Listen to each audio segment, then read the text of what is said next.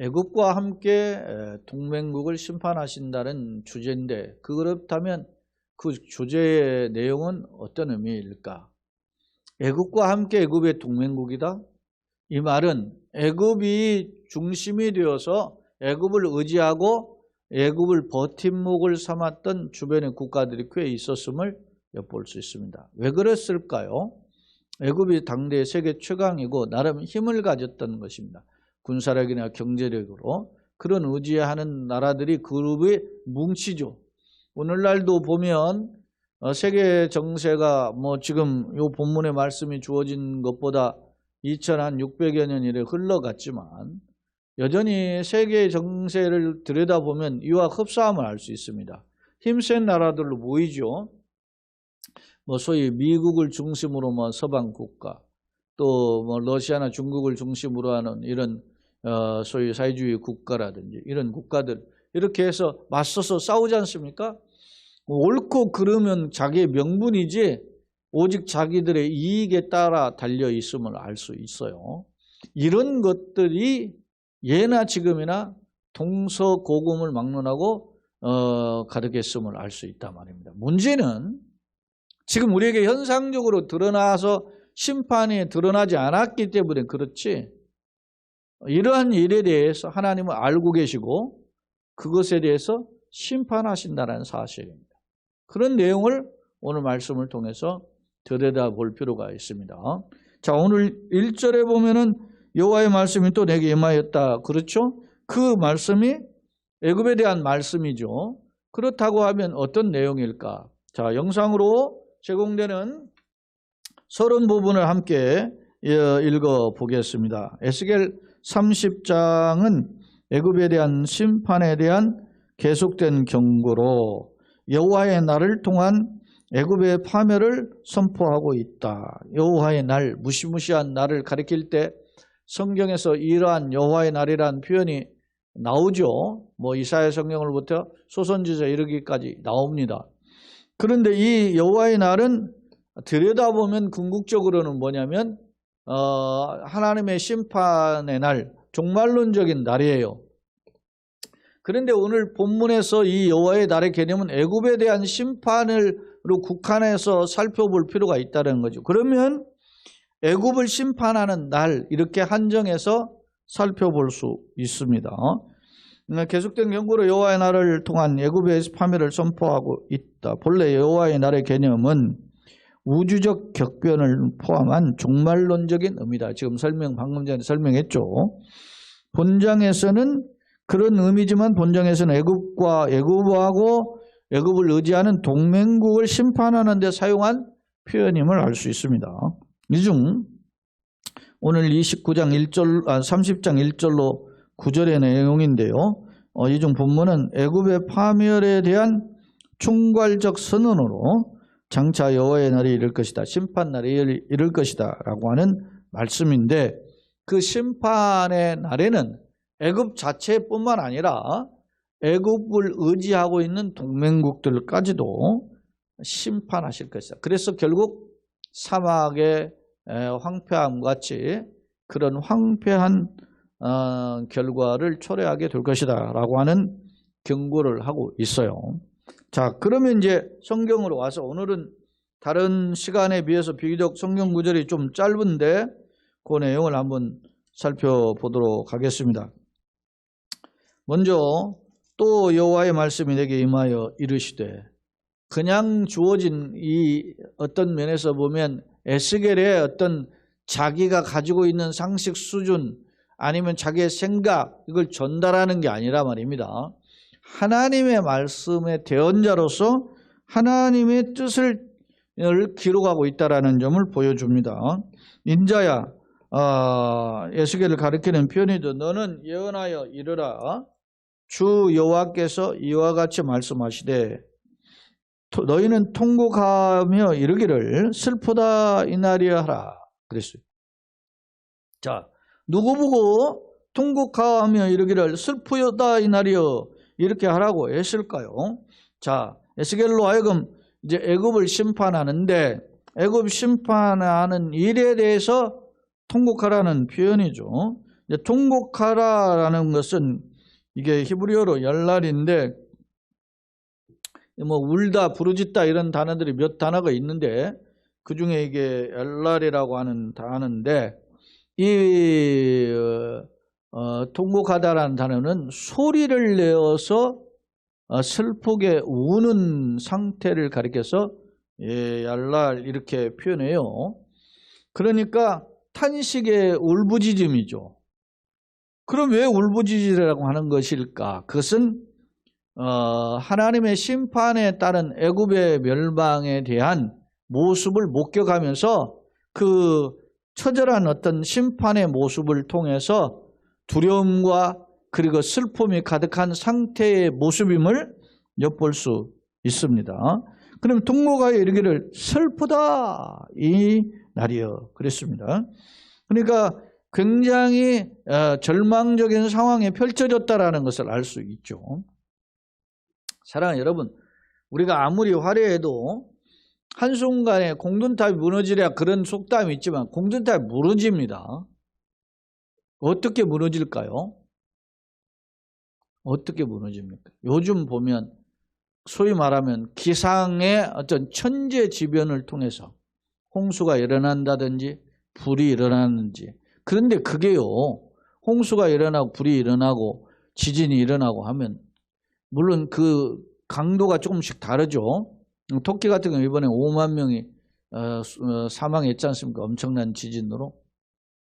홍수가 일어나면 재산 집 몇 채 일어나고 산불이 일어나고 그러면 뭐 얼마나 타고 또 이렇게 소실되고 물론 인명피해도 나오고 그러지만 그렇게 크지는 않잖아요.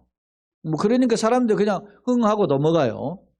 또 지진이 일어나도 많이 죽지만 나하고는 상관없으면 흥 넘어간단 말이에요. 그런데 이와 또 다른 재앙의 통로가 있어요. 그 전쟁이에요. 근데 과거의 전쟁과 달리 현대의 전쟁은 더 무시무시하죠. 지금 보세요. 우크라이나 전쟁이 1년 좀 더 됐죠. 2월 달에 시작했으니까 1년 2개월 됐는데 완전 거기에 없는 그 도시 같은 거 완전 막 쑥대밭됐죠. 근데 우리나라 같은 경우는 그런 전쟁이 안 일어나요. 게임이 안 되기 때문에. 예? 그런 재래식 무기를 가지고 전쟁이 일어날 수가 없어요. 우리나라는. 일어나면 북한이 우리에게 상대가 안 된단 말입니다. 그러니까 어떻게 하겠어요? 먼저 시비를 걸 수가 없겠죠. 그래서 시비를 못 걸죠. 못 거는데 어떤 것을 지금 가지고 있습니까? 핵이라는 것을, 미사일하고 핵이라는 거. 그러니까 핵만 자기만 가지고 있으면 어떻게 터뜨릴 수가 없어. 근데 미사일을 달아가다가 쏘니까 이게 뭐 우리나라는 이미 사정권에 두른 건 물론이고 미국까지 쏜다니까 미국이 지금 뭐 신경 쓰는 거 아니겠습니까? 근데 여러분 생각해 보세요. 아무리 우리가 미국을 의지해도 저 우크라이나 무기는 대줘도 전쟁 끝나는 무기를 안 대주잖아요. 그게 이치입니다.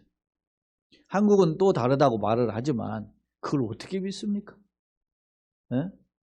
까짓것 한국 하나 없으면 그만이지 뭐 그 미국에서. 그렇게 소중한 나라가 우리가. 근데 여러분요, 단지 우리가 왜 필요할까요? 북한 하나만 있으면 우리가 필요하지 않아요. 중국도 있고 러시아도 있고 거기에 딱 우리가 방어선을 하고 있으니까 필요한 거지. 자, 왜 이런 이야기를 하냐면 보세요.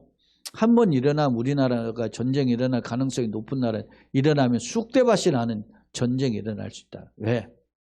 이런 재래식 무기로도 1년 가니까 저 난리가 났는데 한번 일어나면 쑥대밭이 돼. 우리나라 같은 거. 그러면 이제까지 뭐 수십 년에 걸쳐서 경제 성장하고 뭐하고 해서 이렇게 일궈는 거 하루아침에 다 망해요.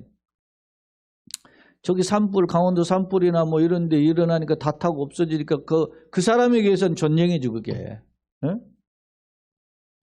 여러분, 지진이 일어난 데에서는 그 사람은 그게 지옥이야. 우리가 만약에 일어나면 그런 거 아니겠어요? 자, 이야기가 좀 확대됐지만 너희는 통곡하여 이래 슬프다 이 날이여. 어떤 날일까요? 애굽이 멸망하는 날이라. 애굽이 어떤 나라였습니까? 당대 세계 최강 양강 구도를 형성한다면 예를 들어서 당시 고대 근동의 그 지역을 보면 이스라엘을 중심으로 동쪽에는 메소포타미아며 서쪽, 서남 쪽에는 어떻게 합니까? 나일강 문명, 세계 최고 문명의 발상지는 돈이 있고 문화가 발달되고 군사력이 발달되죠. 그런 나라들이 있어 왔던 겁니다. 지금 이 에스겔이 증거할 때 이전부터 애굽은 그보다 2000년 전부터 그런 나라들이 형성된 거예요. 그런 문명을 가진 나라가 망하게 된다는 거죠. 오늘날 뭐 애굽이 이집트라는 나라가 있긴 있지만 뭐 아프리카에서 그 중에 조금 낫지. 우리 뭐 세계 비교해보면 뭐 가난하잖아요. 우리보다도. 땅덩어리 어마어마하게 큰데 관광객으로 오셔서 벌어먹고는 살지만 자, 이야기가 좀 다른 것도 하죠. 사는 것이 어느 하루아침에 공론탑이 무너지려 하지만 무너진다니까요. 무너지는 날이 올 것이다. 심판날입니다. 자, 그날이 가깝도다. 3절의 이야기예요. 여호와 날이 가깝도다. 그날이 가깝다. 여호와 날이 가깝다. 구름의 날이다. 여러 나라들의 때다. 구름의 날이라. 구름은 어두컴컴하잖아요. 햇빛이 반짝한 것의 대조적이죠. 음침한 날이라 그런 뜻이라. 슬픈 날이라.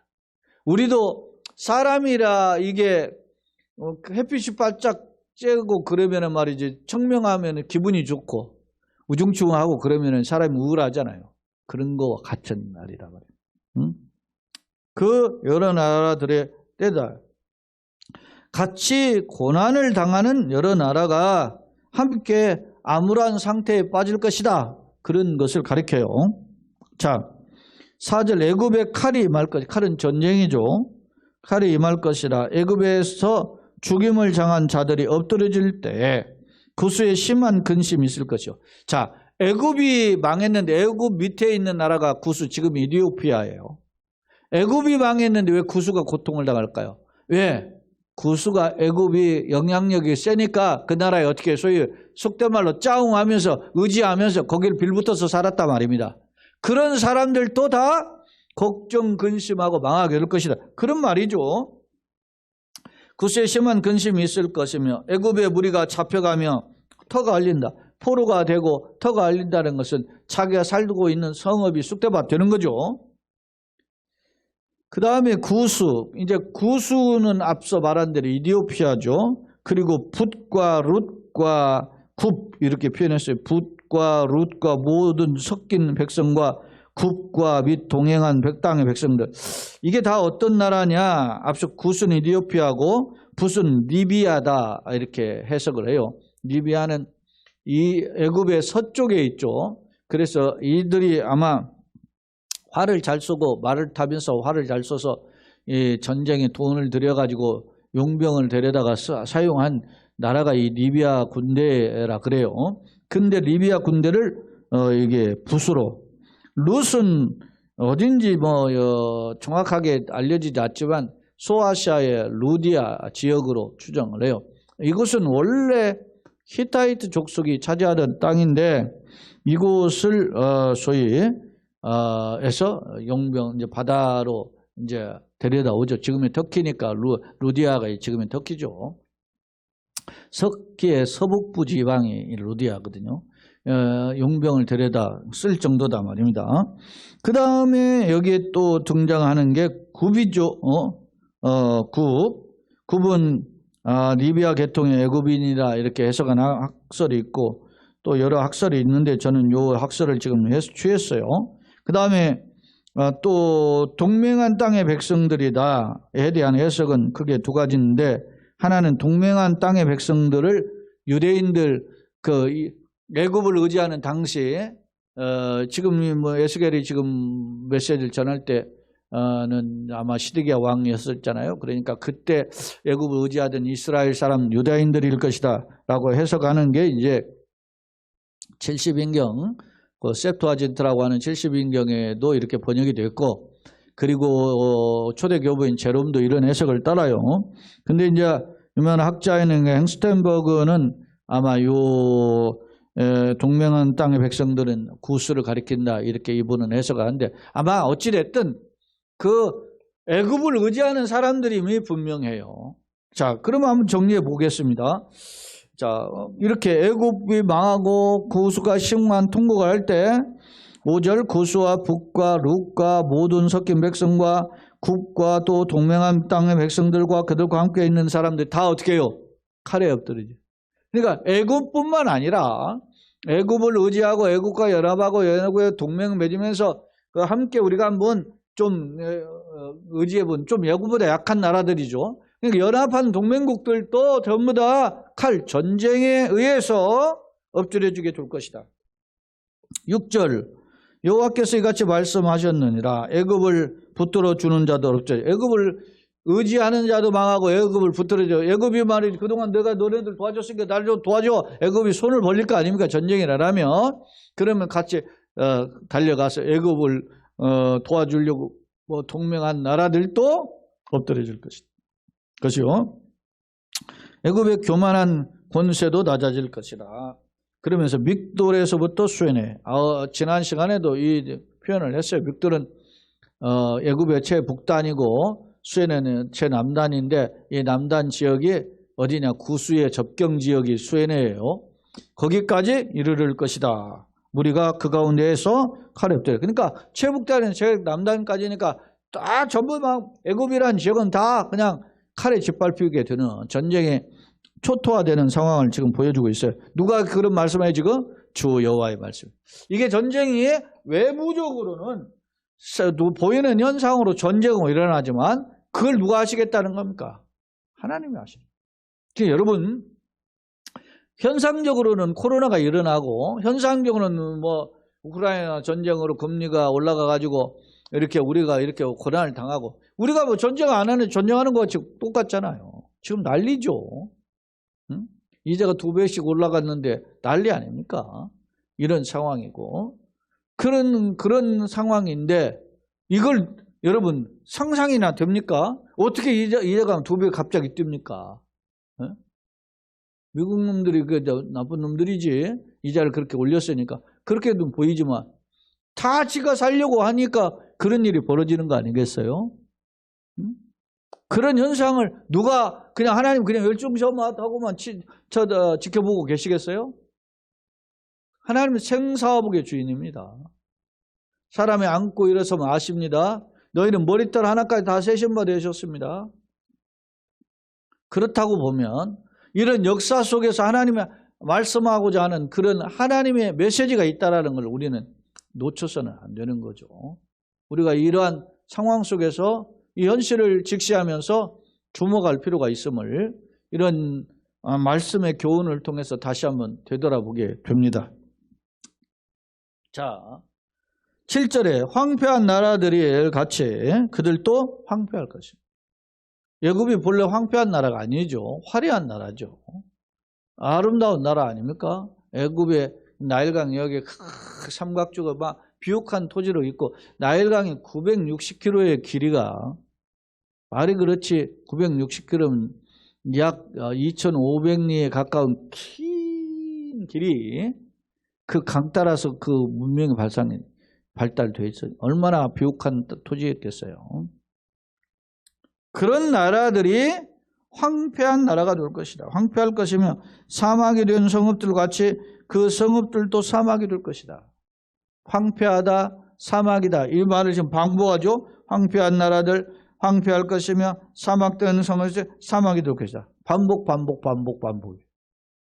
그러니까 결국 하나님의 준엄한 심판 앞에는 누구든지 초토화되고 당해낼 자가 없다라는 것을 보여줍니다. 뭐 혹자는 핵전쟁이 일어나고 그렇게 될 것이고 지구의 종말이 오면 어떻게 할 것이냐. 그러니까 지하마 땅 500, 600m 땅을 파가지고 거기를 막 쫙 해서 수억의 자기네들 회비를 내면 거기서 살게끔 다 해준다고 하잖아요. 모든 공기 정화 시스템까지 다 지어놓고 아무리 폭탄이 떠도 핵폭탄이 떨어져도 안전한 지역을 만들어가지고 지하를 요새화했다 그러잖아요. 그래봤자지. 그래봤자 조금 더 사는 것이지 영원히 행복하지 않습니다.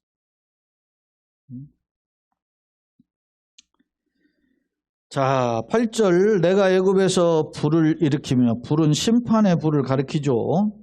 불을 일으키며 그 모든 돕는 자를 멸할 것이다. 앞서 이야기하죠. 애굽과 애굽의 동맹국들을 다 멸할 것이. 누가 한다는 겁니까? 심판의 주체가 하나님이시다는 거죠. 그러면서 나를 누군 줄 아니라 여호와인 줄 알지. 앞서 6절에도 주 여호와의 말씀이니라. 이제는 8절에는 이런 심판의 결과를 통해서 내가 여호와인 줄 너희가 알게 되리라. 그렇게 말씀합니다. 자, 그날에 사절들이 내 앞에서 배로 나가서 염려 없는 구수 사람들을 두렵게 하리니. 자, 이게 이제 그게 무슨 말이냐? 구수 사람들을 두렵게 하는. 그러니까 이게 심판 날에 애굽에서 도망한 사람이 배 타고 이제 구수로 피신할 거라는 겁니다. 애굽의 배막은 물론 그를 이제 피해 가지고 구수까지 이제 가니까 구수도 사람들도 어떻게 해요? 지금 어떻게 합니까? 우크라이나에 전쟁이 일어나니까 누가 지금 군비를 가장 많이 투자하고 막 합니까? 절박한 심정으로 그 옆에 있는 폴란드 그러잖아요. 폴란드 우리 무기 막 잘 줄 테니까 네가 가서 싸우라 막 하고 무기 보내주고 그 무기를 막 우리나라에서 수십조 되는 걸 계약해가지고 지금 뭐 K2 전차, K9 자주포 뭐 그다음에 현무 뭐 그다음에 뭐 A50 뭐 경공격기 뭐 이런 막 탱크 뭐 알 거 없이 막 미사일 그 다음에 막 비행기 막 이렇게 해서 막 지금 폴란드가 막 수입을 해가잖아요. 우리나라는 작년에 비해서 올해 국방비가 뭐 2. 몇 프로가 줄었다 그래요. 2.7%인가. 근데 다른 세계 나라들은 지금 국방비가 다 늘리죠. 폴란드 앞서 이야기한 폴란드 11%가 늘었다던데. 막 그러는 거죠. 난리가 났어요 지금. 이거 뭐 큰일 났다 이러다가 우리가 러시아한테 큰일 났죠. 이렇게 생각하니까. 사람들 다 이게 편안하다 안전하다만 생각하지 어떻게 될지 모르고 이런 거죠. 자, 계속 보겠습니다. 9절. 그날에 사절들이 내 앞에서 배로 나아가서 염려 없는 구수 사람을 두렵게 하리. 전 구수는 그냥 갑자기 괜찮았다 생각했는데 이제 피난민 찾아오고 하니까 구수 사람들도 큰일 났구나 우리도 이렇게 생각합니다. 하리니 애굽의 재앙의 날과 같이 그들에게도 심한 근심이 있으리라. 애굽은 아니지만 애굽 못지않게 구수 이디오피아 역시도 심한 고통이 있을 것임을 이야기하고 있습니다. 여러분 국력을 통해서 이번 깨닫죠. 이번에도 수단에서 이러면 군사 군벌의 1인자와 2인자가 둘이 싸우고 처음에는 같이 쿠데타를 일으켜가지고 권력을 잡았다. 그중엔 서로 잡으려고 일권 1위와 2위가 말이지 싸워가지고 난리가 났잖아요. 그래서 우리나라 비행기를 보내고 함정을 보내고 해서 28명 지금 피신시키고 그랬지 않습니까? 그래서 잘했다. 여러분요, 그게 들어가는 비용들이 꽤 많았겠죠. 그런데 여러분 생각해보세요. 28명이라는 군인이 우리 국민이 얼마나 소중하다는 것을 국가가 보여주는 거잖아요. 근데 생각해보면 다른 나라들이 다 그러냐? 그렇지 않아요. 힘 있는 나라, 군수 자력이 있고 국방비가 있고 경제력이 있고 있는 나라들만 하는 거죠. 그러니까 어려움이 닥치면 이런 일이 다 드러나게 되는 겁니다. 자, 우리는 어떤가? 한번 이런 걸 통해서 다시 한번 되돌아보게 됩니다. 자, 두 번째 화면을 한번 보겠습니다. 하나님은 여호와 날, 심판 날이죠. 이것은 이제 궁극적으로는 최종 심판이지만 오늘 이 애굽을 심판하는 날의 표현으로 여호와 날을 사용했어요. 통해서 애굽과 함께하는 애굽은 물론이거니와 애굽의 동맹국들도 심판할 것을 말씀하셨다 그랬습니다. 특히 2절의 경우를 보면 하나님 에스겔을 하여금 애굽의 심판의 날에 통곡하라 말씀하시는데 통곡의 열날이라고 하는 히브리어는 소리져 울부짖다라는 뜻인데 처절한 그 상황을 잘 대변해 주는 표현임을 알 수 있습니다.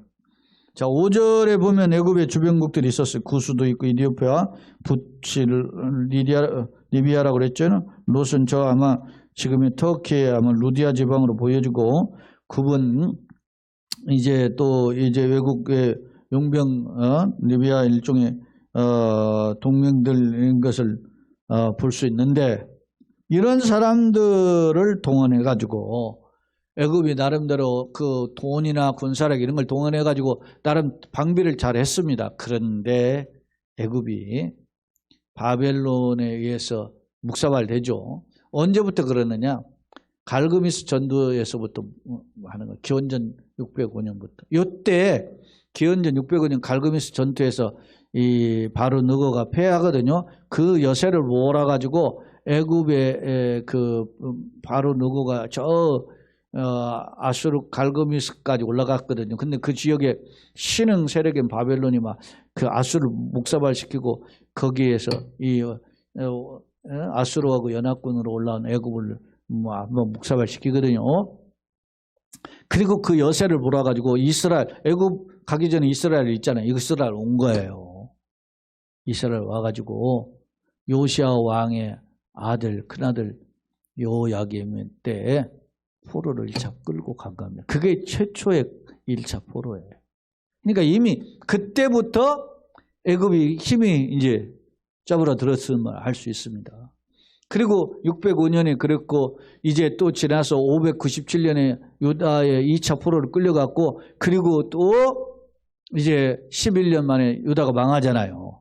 그래 망하는 여세를 몰아서 애굽까지 들어가가지고 그러니까 이게 단시간 내에 벌어진 일은 아니지만 시간이 흐르면서 이러한 역사적 상황들을 우리가 보면서 우리가 내일 일은 모르죠. 한치 앞을 내려 모르죠. 코로나가 이렇게 될지 우리가 어떻게 알았어요. 그런데 이런 것을 통해서 우리가 뒤늦게 깨닫게 되는 것처럼 이런 말씀은 그걸 통해서 세상이 허망한 거구나 라는 걸 깨닫게 됩니다. 자, 그런 내용들이고요. 그 다음에 동명한 땅의 백성들에 대한 해석이 두 가지인데 하나는 애굽에 빌붙어서 정착한 유대인들이다라고 하는 것은 이제 70인경이나 교부인 제롬이 그런 해석을 했고 구수일 것이다. 행스텐버그가 이렇게 해석을 했어요. 자, 6절로 9절 애굽을 의지했던 동맹국까지 심판하심을 통해서 극한 이제 구수가 그 남쪽에 있죠. 구수는 애굽의 제일 남쪽에 있잖아요. 근데 거기까지 이제 극한 공포에 빠질 것이다 라고 하는 것입니다. 자, 붙들어주는 자 사마크인데 의지하다 그런 의미인데 다시 말하면 바벨론 동맹으로 바벨론하고 맞짱을 뜨려면 애굽을 의지해야 된다 이런 생각이 강했던 거예요. 그래서 시드기야 왕 때도 보면은 예레미야 선지자가 우리가 이미 예레미야서 살펴봤잖아요. 애굽 의지하지 말고 바벨론한테 하나님 맡겼다 너네들 그러니까 애굽 의지하지 마라 경고하는데도 끝내 말 안 듣고 애굽 의지하잖아요. 응? 심지어는 바벨론 쳐들어가지고서는 예루살렘 함락시키는데 애굽을 의지한 사람들이 예레미야 선지자 끌고 말이지 애굽을 도망가잖아요. 그런 걸 중간에 바벨론 군사 가가지고 예레미야 선지자를 찾아오잖아요. 그런 상태입니다. 즉 애굽의 패망은 물론이거니와 애굽을 의지하던 구수까지 극한 공포에 빠지게 될 것이다 라고 하는 점을 오늘 말씀을 통해서 보고 우리는 이미 역사를 통해서 이걸 알고 있으니까 그걸 들여다볼 수 있습니다. 자, 세 번째 말씀입니다. 애굽과 그의 동맹국에 대한 심판을 통한 교훈이 뭐냐? 첫째, 심판의 주체가 누구냐는 거죠. 여기 보면 6절, 10절 우리가 읽지는 않았지만은 10절, 13절, 22절에도 보면 나 주 여호와가 말하노라 이런 표현들이 반복되어 있어요. 오늘 우리는 6절에서만 봤지만 그러니까 또 1절에도 이 표현이 여호와의 말씀이 말 가라사대 그렇게 표현했죠. 20절에도 이 표현이 또 나와요. 그러니까 이 말씀에 통해서 주는 메시지가 누가 주시는 겁니까? 하나님이 주신다. 그러니까 심판의 주체는 누구라는 거죠? 하나님이 하신다라고 하는 것입니다.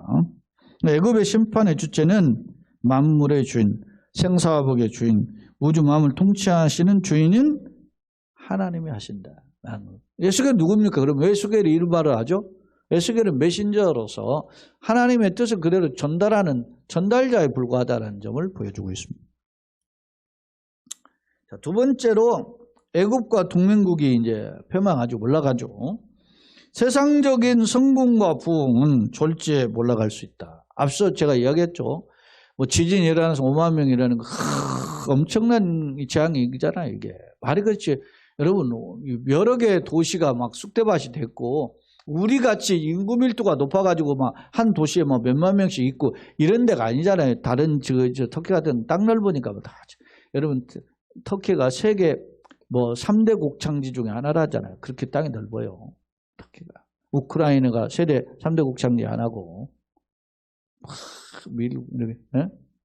그런 곳이에요. 그런데 흩어져 있는 그 터키 지역에 막 지진이 일어났는데 얼마나 그게 많이 죽었으면 5만 명이 죽습니까? 얘기가. 그러니까 우리가 이런 걸 통해서 예를 들어 뭐 전쟁이나 지진이나 천재지변이라든지 이런 홍수나 이런 걸 통해서 깨닫는 겁니다. 뭘 깨닫는 겁니까? 일종의 타산지석이죠. 남의 벌어진 일을 통해서 내 거울을 바라보는 그런 지혜가 필요한 겁니다. 우리가 왜 초상집에 가면 결혼식보다 초상집 가라고 합니까?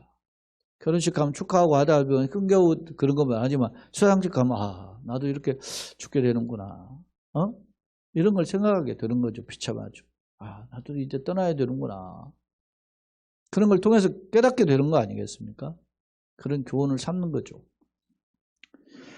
자, 심판의 목적이 뭐예요? 하나님 누구신지를 세상에 알려줘요.